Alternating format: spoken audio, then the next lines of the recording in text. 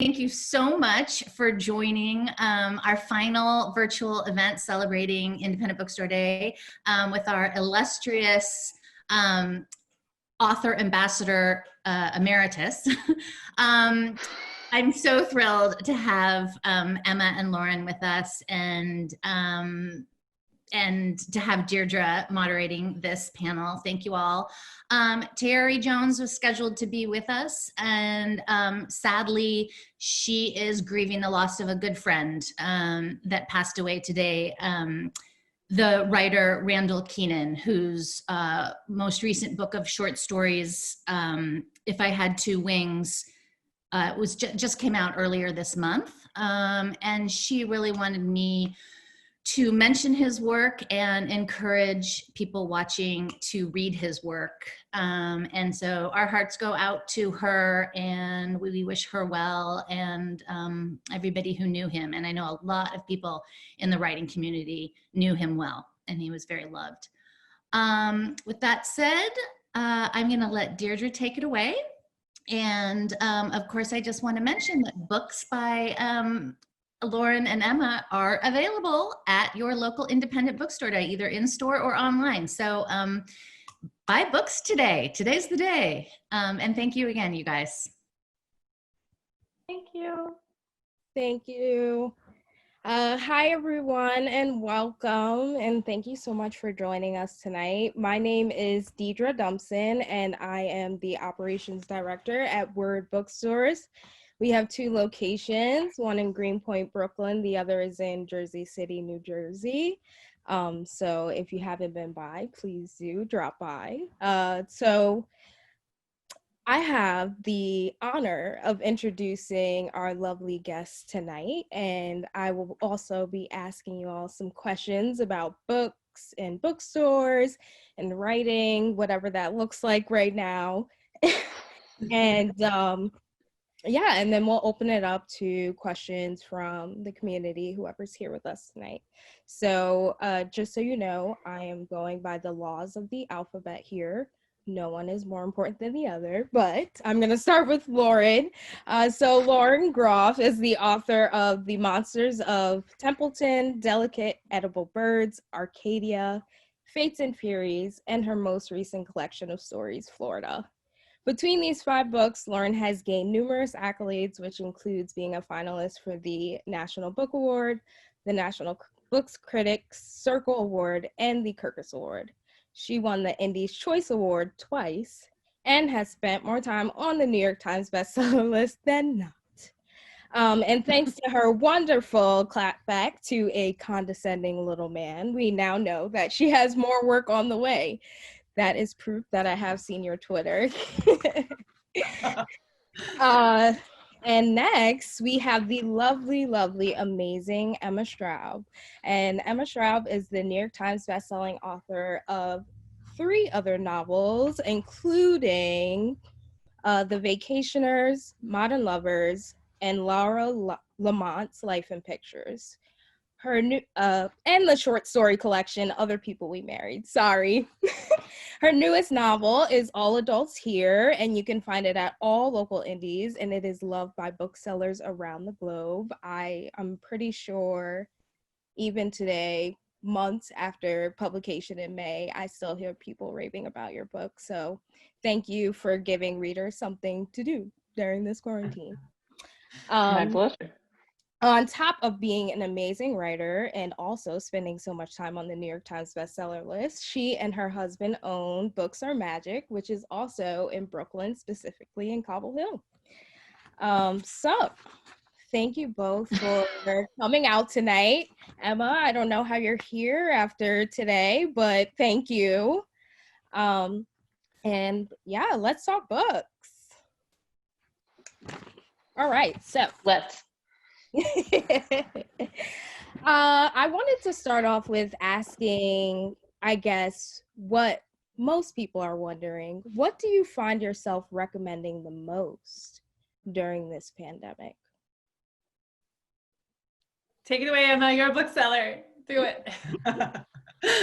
Well, okay. I mean, I will. First, I want to say, like, I want to just be like transparent and honest with you both and with the 257 people watching.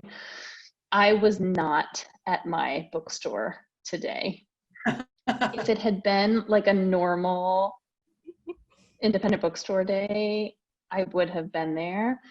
But, you know, because we're in this funny, weird world where, you know, we only let 5 people in the bookstore at a time. And, you know, my amazing staff is like really so much better at every job in the bookstore than I am. And so when I'm there, it's really just like, it's like when someone lets like a golden retriever puppy loose in a room, you know? It's like I am there to like bound up to people and like lick their faces and stuff like that, which you're not supposed to do right now.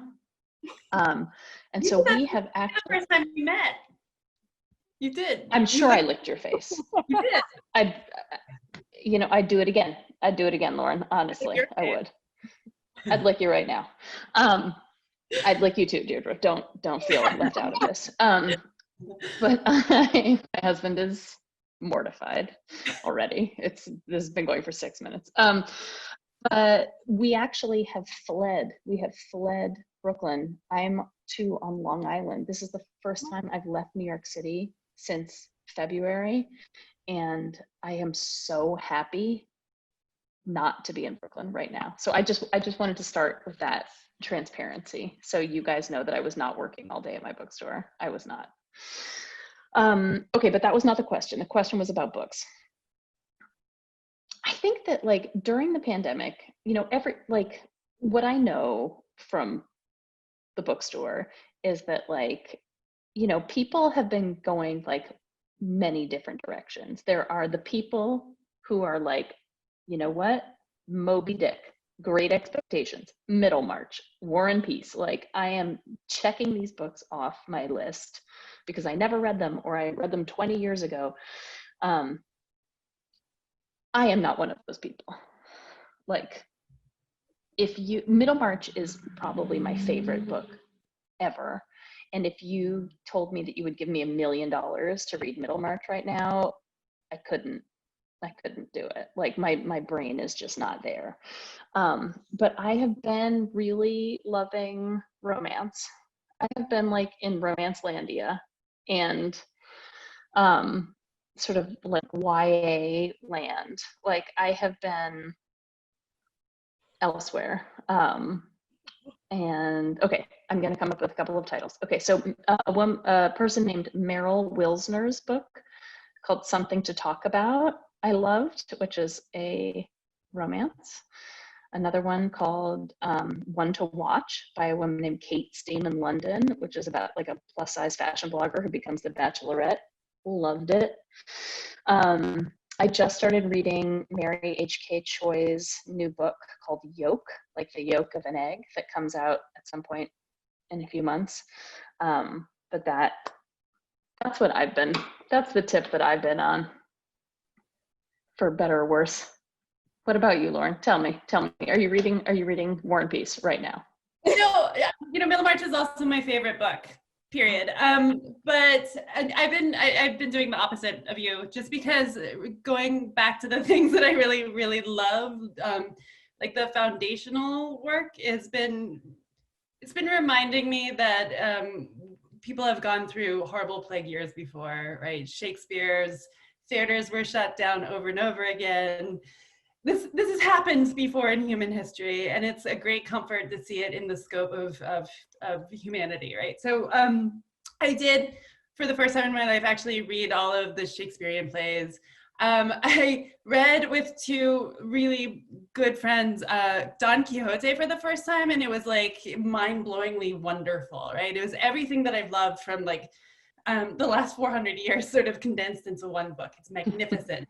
And then more recent, well, actually, and Gerard Manley Hopkins always gets me through really, really, really dark times, because you know that he saw them himself, and he was able to see the ecstasy of the world through the poetry, and that feels so renewing and beautiful. And so I've just been going back to him a lot. But then Hurricane Season by Fernanda Melchior had like blew the top of my like skull off. It's so incredible. It's such an amazing book. And there's, so I'm going on really long runs too when my kids have screen time. I'm like deadening their minds so that I can actually have time on my own. And so I've been listening to a ton of audiobooks, and that's been really, really incredible too. And I borrow those from the library. I don't buy them from a bookstore. I'm sorry, but libraries are good too. We love libraries, but we really love bookstores. Well, and I will say, I'm sure everybody watching this already knows, but if you want to buy, I mean, of course, every bookseller also loves libraries, but if you want to buy audiobooks and support your local independent bookstores, you can do so through Libro FM. Just a little advertisement there, free of charge. To do too. I didn't know that, but now I do. Thank you, Emma. You're welcome. And bookstores do indeed benefit from Libro FM because people often worry about that. We do. Well, since we're on the topic of bookstores, and of course you can't say books are magic, what's your favorite go-to local indie? Is it me? Me first? Okay. Oh, you know what? Maybe I should start saying it directly to people. I'm like getting adjusted to this whole virtual thing. I'm so used to just like, you don't know who I'm looking at. I could be looking at both of you right now. Yes, Lauren, what's your favorite local? Oh, good. So I did know that we were going to be asked this question, and I sort of started freaking out because I didn't want to miss some of my favorite bookstores and have them feel like sad and left out in the cold. So I said, I will only say the bookstores I can remember in 1 minute. And if I did remember you in 1 minute, it's not because I don't love you, it's because I have pandemic brain and it's really hard for me to remember anything. So, okay, ready? The local in Gainesville is Third House Books. They're scrappy and amazing. There's Books and Books in Miami. There's Avid in Athens, Georgia, Carmichael's in Louisville, Parnassus in Nashville, Malaprops in Asheville, McNally Jackson in New York City, a Harvard Bookstore in Porter Square Books in Cambridge, Print in Portland, Maine, Birchbark in Minneapolis, Lake Forest Bookstore in Lake Forest, Green Apple Books in San Francisco, Kepler's in Menlo Park, Book Passage in Corte Madera, Elliott Bay in Seattle, Powell's in Portland, Oregon, and Book People in Austin. And those are the ones I remembered. I'm so sorry for those. Oh my gosh, yes, that was great. Emma, you have to do the same thing, but you can't say that any repeats, no duplicates. No duplicate. Okay, I can try. Well, I mean, I'll start just, oh, sorry, apparently I'm screaming. I have these headphones in and I'm trying not to scream. Okay, I will start close to home. So obviously closest to my home is Books Are Magic. But then if you walk up the hill, you get the community bookstore in Park Slope. If you hang a left, you pass the Center for Fiction, and then you get to Greenlight. And let's see, where else? Okay, where are we now? And we're sort of close to the bridge. If you go over the bridge, you go to Three Lives and Company, which is perfect. Like if I could, oh my God, wait, and Word. No, what am I saying? Okay, no, so you get Word first and then you cross the bridge, excuse me. And then you can cross another bridge and go to Word again. There we go, twice. But yeah, I feel like like Three Lives to me feels like the fantasy bookstore, like the one like that Hugh Grant would like actually work in, you know what I mean? Like if that's the goal is like which bookstore would Hugh Grant work at in like 1998, it's Three Lives. That's a life goal, right? Let me think. Okay, now I'm feeling anxious too because I have so many that I love. Oh, okay. I know you said Parnassus, but I can't not say Parnassus because, like, if Word is like my like dearest friend bookstore, then I feel like Parnassus is like my like family bookstore, because, you know, I didn't lick Anne Patchett's face when I met her, but I did, like, I would say, like, encircle her torso, and I have yet to let go, and I don't plan to. Yeah, ever. So Parnassus is a favorite. Oh God, oh God, oh God. Oh my God. Yeah, no, now I'm starting to feel guilty because I'm starting to see the faces of all of my beloved fellow booksellers. Okay, if I could be at any bookstore right now, where would I be? I'm gonna say I'd be up in Maine, and I'd do a little tour. I'd go to Hello, Hello and see my friend Lacey. I'd go to Print and hang out with those buddies. And then I'd eat some lobster rolls. And I don't know. Yeah, I mean, I could do this. I could come up with many, many, many, many, many more. But those are just some faves. Even the beginning, I actually felt like I was walking to all of these bookstores. So that was great. Thank you.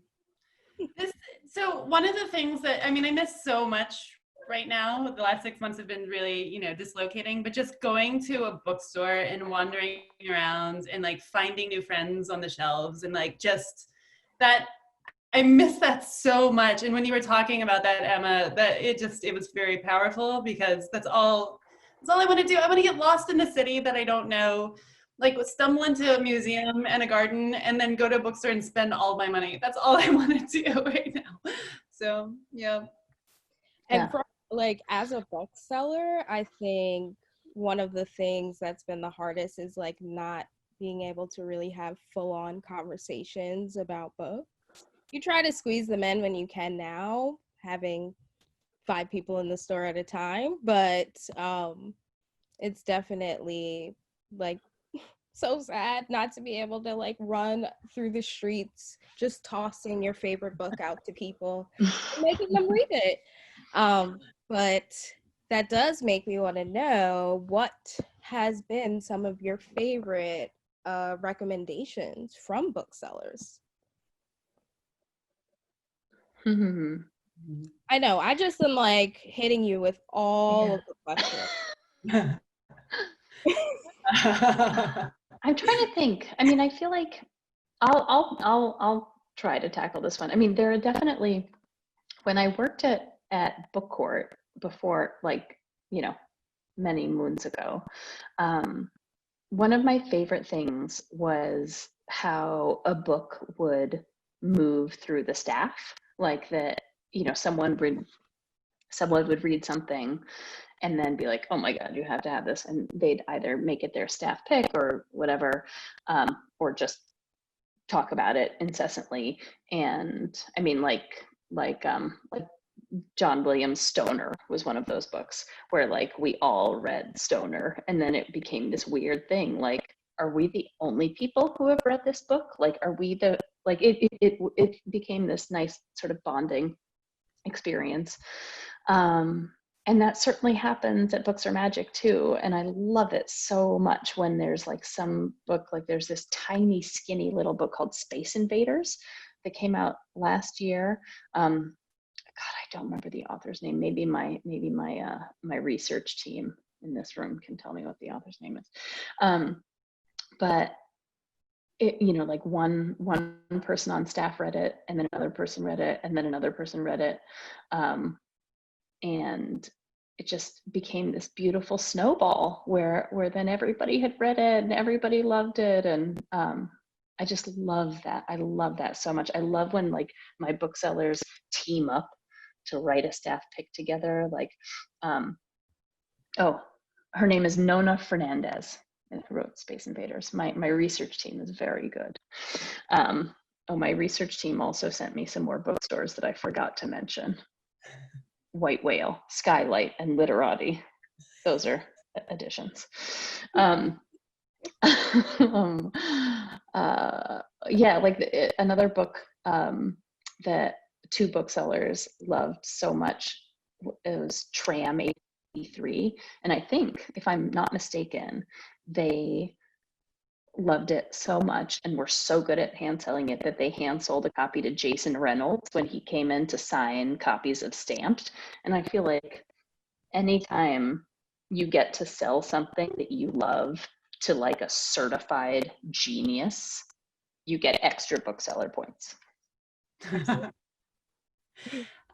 When I had just graduated from college, and I spent a year in Philadelphia, and then I went out to the Bay Area, and I was wandering around Kepler Books in Menlo Park, like really morosely and very, very poor. Like I could barely pay for rent. And I just didn't know like what I wanted to read or what to buy. And I asked the bookseller, and apparently Jonathan Lethem had just been in for a signing or something. And I think Fortress of Solitude was out on the table, and it was signed, and he just handed it to me. And like to buy a hardcover, I think at the time was, I don't know, $21 or something. And there was like a sizable amount of food that was not going to go into my belly that week. But I just looked at this book and I read the first line, and it was just so gorgeous. And that book actually it changed my life in a certain way, and it came to me at the exact right time. And I would never have bought a hardcover had it not been signed and had it not been put into my hands by a bookseller there, who's probably, long gone and a tech billionaire at this point. So who knows? But thank you, anonymous bookseller, for that wonderful recommendation that changed my life. Oh my gosh. That was great. That was a really touching story. I love that book. I love that book. I have not read that book. I also have not read Middlemarch, and I feel like I should have. I mean, but you know what? You don't have to. You know what's great?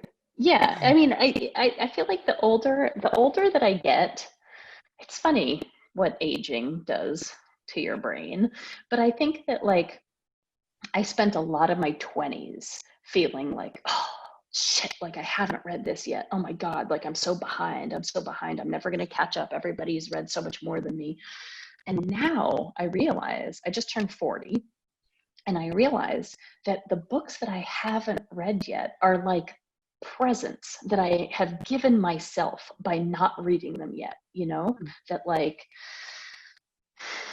I don't know, Don Quixote, like I haven't read Don Quixote, and how lucky for me that I get to read that for the first time as an adult, and not as like a 17-year-old like slogging through it in an English class in school where I'm not paying attention, whatever, like I think it's okay. Like, I mean, first of all, obviously it's okay to never read a book, period, no matter what. But it's also okay to space it out and enjoy things at different points, That's good. Yeah. And the other thing too is that I think I'm 100% on the same page, but I think the older you get, the more you start to see sort of the substrata of storytelling in the world, and how everything is sort of feeding into and talking to everything else in a lot of ways too. And so that when you do come to these like very culturally formative books, and you look at the way they sort of reverberate into the literary culture, it's much richer that way, actually, I think, in some ways. So I only read Middlemarch because it was the one giant book on my mom's shelf from college that she just handed to me, because I've gone through everything else in my house. And I read it when I think it was like 14 or something. I didn't really understand it, but I loved it. And then I read it every year since. But, that's not to say that like coming to it now, like I would see so many different things in it. And there's something to say about having more wisdom and having more texture, literary storytelling texture underneath the books, that when you finally do read them, they open up even in greater and more beautifully, I think. Thank you. That was very affirming. And it actually leads me to a question I had about productivity. Just because we're talking, about what we should or shouldn't have read. And my close friend, sister, Tiff, who is a fan of yours, Lauren, actually shared a thread that you had posted about productivity, and kind of why artists, specifically writers, need to start to shift away from that a little bit. And so just a quick bit from what you wrote. You said productivity is a capitalist lie and deeply detrimental when it comes to art. Make space for the opposite of productivity. So, in light of this, I was curious to know what adjustments you've made to your writing life that are in direct opposition to productivity, because I think the conversation right now is centered around how we can be as productive as we were before this pandemic began. Yeah, so when I was really young, I came out of sports, right? And there's nothing more capitalist than sports, because it's always about winning, about being better than other people. It's all about sort of like climbing and shoving other people out of the way on your way to the top, right? So I've always been an incredibly competitive person. And I think that fueled me for the first long while in my career. But I realized eventually that this sort of capitalist mindset is fine for sprints, but not for marathons, right? It's actually super detrimental to your mental health to always be on a productivity kick, I think. I mean, there are obviously people who are like Thackeray, who would just wake up and write like 5,000 words and then like go on to his job and then do it every single day, which is fine if that feeds you, that's wonderful. But, you know, I've been in this for a long time now and I get really tired. Right? And so, and I don't want to beat myself up over not producing the things that I think that I should be producing, because should is always an ugly word. A should is always a word that just sort of kills the art in you in very real ways. So I think that I've made space for I wake up every single day at a certain time and I sit down at my desk every single day and I try. And all I can ask of myself is that I try. But if my trying ends up in 10 minutes of like absolute frustration, I will go on to read a book that feeds into the work at hand. Or I'll do something else. I'll look at, you know, Pantone colors. I'll look at I'll watch a movie, you know, from 1933 that seems to be speaking in some way to the project at hand, because we're the books that come out of us, the work that comes out of us, the creative work is not linear, right? It's very circuitous in a lot of ways, and sometimes it takes the wrong end to find the right way through to it. So it's being really accepting of the fact that you're not a machine, right? We're not. In fact, a creative person is the opposite of a machine. We need to feed our humanity first, and then creativity comes out of that humanity. So you know, I do believe in showing my work that I am faithful to it, and I get up. It's past my bedtime right now. I go to bed at 8 every night, and then I get up at 5 with the birds. And I sit there, and a lot of times, most recently, the past 6 months, I've been sitting there and not producing anything, but I'm not working, right? Like that is work. Like the faithful act of giving your generosity and your time and your love to your project, that's work. And it doesn't matter if nothing tangible comes out of it, I think. So give yourself that space, but do be faithful to the work at hand, whatever that looks like. If that means that you just read poetry for 6 months, that's wonderful and good for you, and you're feeding your soul. And that's what we need to do right now. Yeah. Sorry, that's like I'm jealous. I'm jealous that you're feeding your soul, Lauren. I mean, you know, my children wake up between 5 and 6 every day. And I mean, from, you know, March 13th, or I think March 13th was the last day I had childcare. And Mike has been, you know, going into the bookstore every day for like 10 hours from March until early July, when we reopened and more of our staff was able to come back. So I have just been alone with my 2 very loud, very, very loud children for like 10 hours a day for however many months that is. And they just don't stop all day long. Like, I know some people have children who, like, I don't know, do things on their own. Like, I don't even know what that would be, but mine just don't. They are like barnacles on top of my body, touching me all day long. And so I have not written one word. I've had a babysitter, I think 3 days, maybe it's 4 days since March. And one of those days I did read through my novel that I had been working on before quarantine. And it just felt so far away to me that, like, I called my editor, our shared editor, and was like, how does this work? And she was like, I don't know, Emma. But yeah, I mean, I guess that's something that I'm going to have to figure out eventually. But I don't know, because like remote school starts soon. And I mean, yeah, I don't know. Like, I feel like, oh man, I mean, I think that, like, you know, it's funny because, like, I miss work.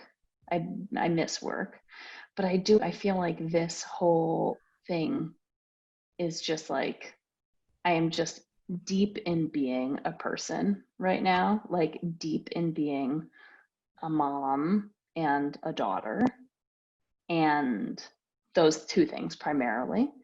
And everything else is like, you know, socially distanced from me. So productivity, I would love to talk to productivity, the idea of it someday. I look forward to it. I would say what you're doing is feeding your humanity, right? So you feeding the part of you that will make something out of this someday. It doesn't mean that you're not like still writing every day. It just means that you're doing it like in a different direction than the one that you've always done. Right? Oh God.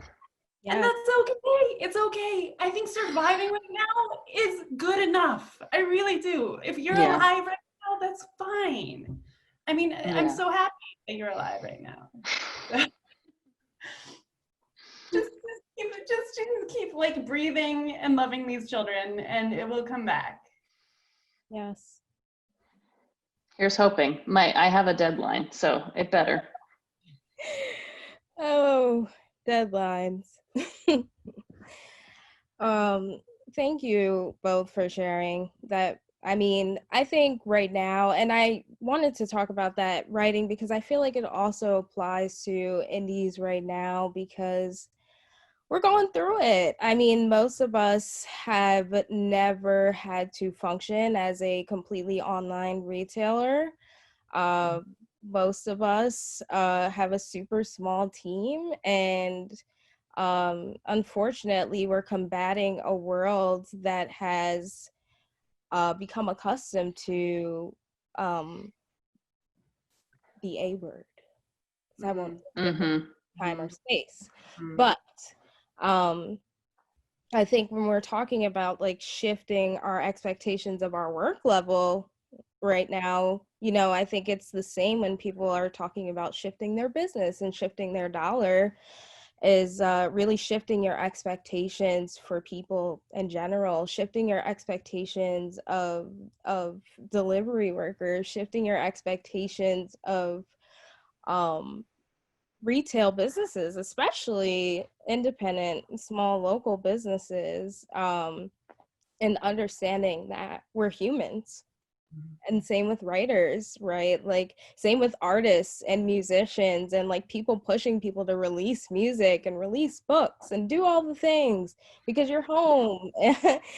A lot of people are really just focused on surviving right now. And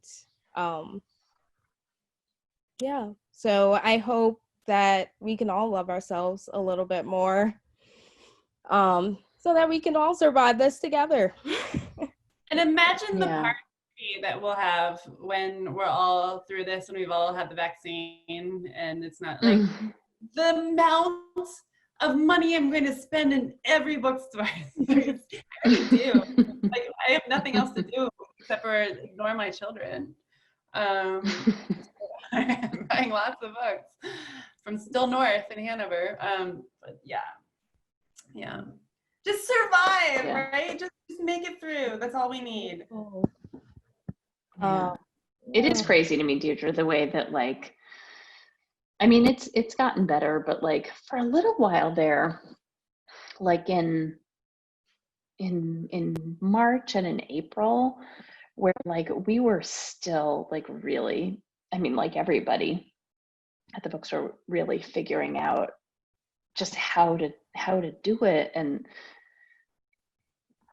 the number of like complaining emails we would get, I just found shocking. Like, really? Like, I'm also, I shouldn't say this because they might be here, but they probably aren't. I really never ever go to Facebook anymore. But this woman who I went to school with wrote to me and was like, you should look at this conversation. And there was like a whole thread on like the parent group for my neighborhood about how someone had ordered a book from Books Are Magic and it had taken too long to get to her. And I wrote back and I was like, hi, like, excuse me, like, really, are you? I was very nice about it, but inside I was on fire. Yeah, I mean, I think that like what you just said, Deirdre, is exactly right. That like, I think that this whole thing has taught me a lot about patience and expectation, you know, for myself. Oh, hold on. My research assistant just sent me another text message. It says 50,000 books. We sent out 50,000 books during quarantine.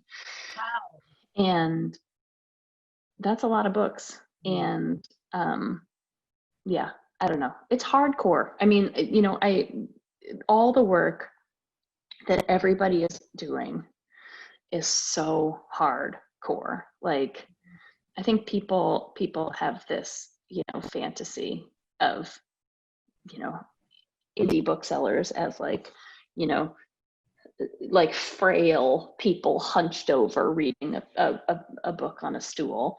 But like, I think at least at our store, you know, the big difference was that like it turned into this, like it turned from this, you know, very intellectual and heady job of having these like deep conversations all day long to a super physical job of like, you know, working like our store became like a distribution center, you know, where like people were just like packing and shipping and everybody had their, you know, zone.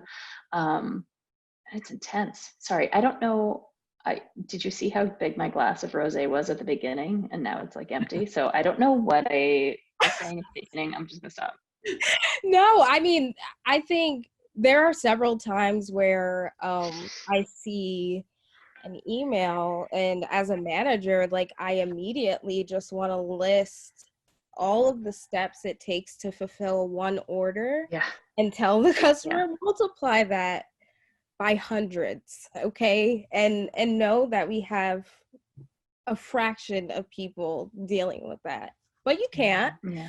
And so you just kind of take a deep breath and you try to kill people with kindness. And I think for us at our store, it's just been really important for us to really kind of love on each other and like remind each other, talk to each other and be like, you're amazing. Remember, you're working through a pandemic right now. Remember, you're doing this. We're doing this. We're keeping the bookstore alive. Like, this is a huge deal right now. And it's very easy to feel defeated by that one person that has no idea what you're going through and makes that really general, horrible comment. But I hope that this conversation is a reminder to writers, artists, and booksellers all over the world that you're not alone. And, you know, people suck. but there are even more people who are amazing and who get it and are here for you. And we are some of those people. So, but I guess I do want to ask one more question that I had, and then I can kind of look at some of the questions that were submitted from our participants. I don't want to keep you guys forever. I know, Lauren, you said it's past your bedtime. It's kind of past mine too. But right now, along with the pandemic and everything with indie bookstores, and I think a huge part of our jobs as booksellers, and what we've seen as a community is this shift in dialogue around what people are reading and reading with intention, with the protests, Black Lives Matter movements, and this push for reading more Black literature. So my lovely coworker, who has also completely drowned herself in romance literature during this pandemic, so you're not alone, Emma. But she had shared this amazing piece that Jasmine Guillory had written for Time magazine about the power of fiction, specifically Black fiction. And so in that piece, she was talking about fiction that has allowed her to develop empathy, not only for people who she, for herself, but for people that she cannot relate to or connect to on a personal level. And so I wanted to know if you all had some books that you feel like helped you become a better person, a better human, that you think other people should read as well. And also, I wanted to know how empathy influences the characters and stories that you tell. Big questions, again. Those are big. I just want to put it out there that I was a women's studies major, so like all I know is asking deep questions. It's just all I know. I don't know how to not do that, so I'm very sorry. Don't be sorry. Well, I'll start by just saying that, like, obviously at Books Are Magic, like every bookstore across the land, we saw this amazing surge in books about anti-racism, following George Floyd's murder and surrounding the protests. And I had read some of those books on the list. We made like a big list, like a lot of bookstores did. And I had already read some of them, but I hadn't read them all, obviously. And I feel like people, like, there are probably a lot of book clubs popping up right now for like liberal white ladies who, like, suddenly have this stack of books on their bedside that they may not have before. And I mean, I don't want to disparage any of those books, because if they help anyone open their eyes, they're good. But I can tell you personally that I like some better than others. And the one that I would recommend is Me and White Supremacy, which is by Layla Saad, S-A-A-D. And that one I think is great. And like, I have a lot of folded down pages. So that's one. And I mean, I think for me, what I like about that one is that it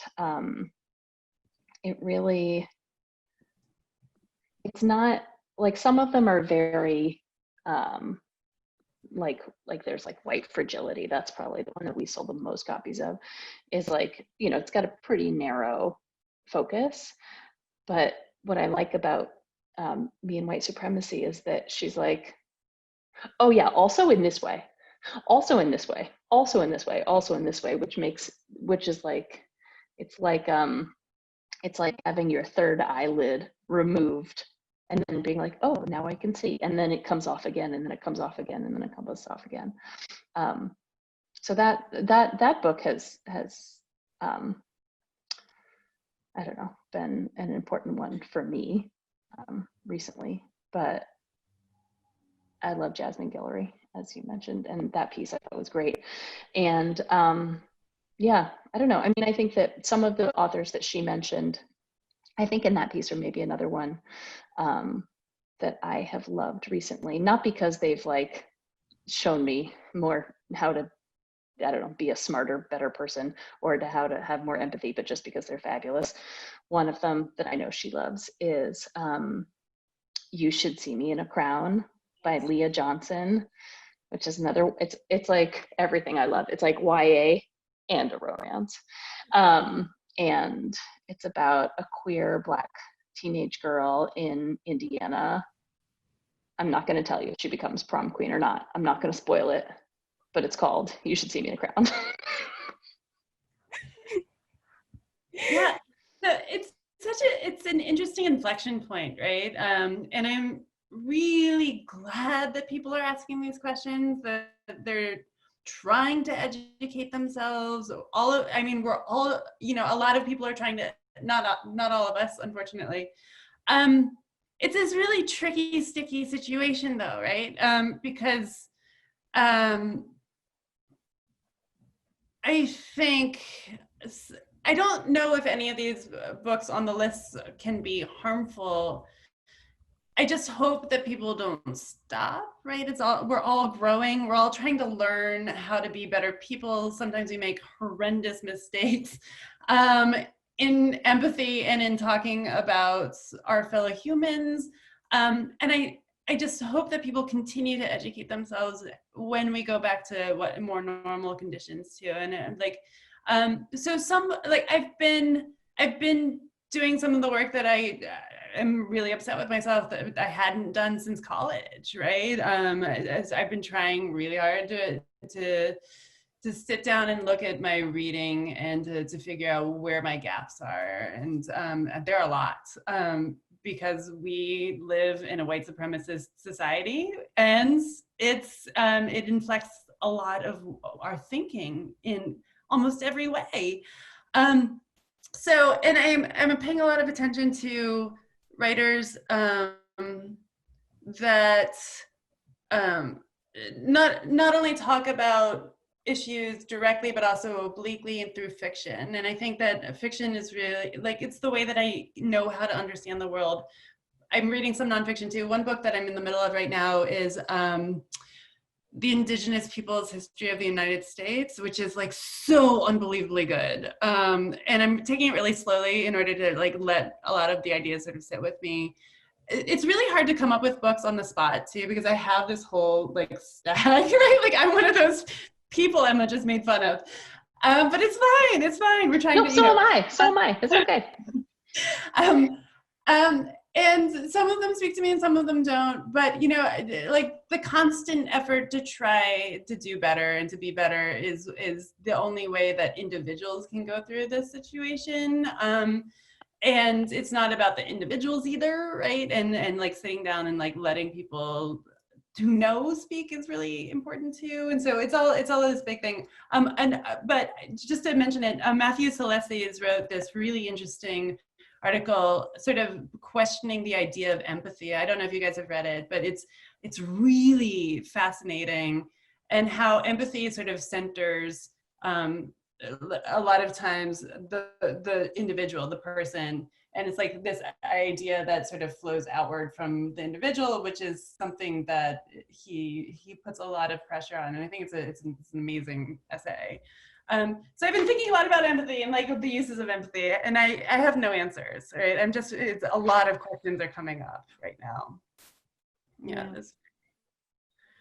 I mean, I recently actually just had my whole understanding of imposter syndrome obliterated. So I totally understand how it's hard to kind of like come to terms with that and like move forward and find something else, a new way to kind of have that conversation or shift understanding. But sorry, as someone's asking who wrote that essay, can you mention the author one more time? Matthew Salesses, he actually just has a novel out too called Disappear Doppelganger Disappear. It's Salesses, I believe, Salesses. You. Okay, so I'm going to look through some questions here and see if there's some good stuff for y'all to answer. Try not to pick anything. Ooh, Michelle T is wondering if either of you see yourself writing a story that includes COVID. I'm in the middle of a story that's about extreme isolation, and that's about as close to COVID as I think I'm ever going to be able to get. So,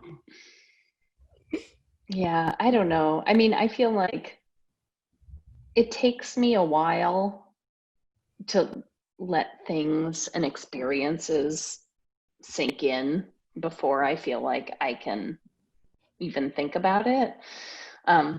Even think about putting something in fiction. So, I mean, I think I'm sure I will. I'm sure it'll show up in some way, but yeah, I think, I don't know. This is my problem with my novel that I'm working on, is that I'm having a really hard time, like, not to get into it too much, but like I'm having a hard time like reconciling the book that I was writing with this experience. And I guess because really, like, I don't know if you guys feel this way, but like everything feels like a fantasy novel now. Like everything feels like a fantasy, like I finished watching I May Destroy You last night, and like just like the scenes of her like going into a bar and like just like everything feels like a fantasy. Yeah. And I'm like, oh my God, how, like, yeah. I don't know. But I mean, I guess we're all fantasy novelists now, and maybe we always were. I guess we always were, and I just never realized it before. I have a break in my brain. Sorry, Emma. I have a bad predilection for dread in my my fiction, and so I've been writing about pandemics and like the 1918 flu epidemic and like horrific like things that attack humanity. And it's almost as though now that it's actually happening, I'm like, well, like, what else do I have to dread and to write about? So I don't think I'll write about any more pandemics. There's plenty more to dread in this world, but it's too real now. It's not like this imagined golem sort of striding across the land anymore, which sort of inspires more fear in me anyway. So, yeah. I just finished Octavia Butler's Parable series, and it was very it was very hard to read that, but it also, I think, completely transformed everything that I thought was meaningful work and communal work. And so yeah, I mean, politically, pandemic, post-apocalyptic, capitalism strikes and ruins the world. I was just like, oh my God, she was a prophet, and we just let it all go. But yeah, I don't know. But I do feel the same when I watch shows and I see people like touching each other without masks on. I immediately start to cringe. I'm like, you're not supposed to do that. But I guess in a show you can. Okay, so this one might be a little bit harder to answer, from Catherine, asking if you have a favorite bookstore in a piece of fiction. I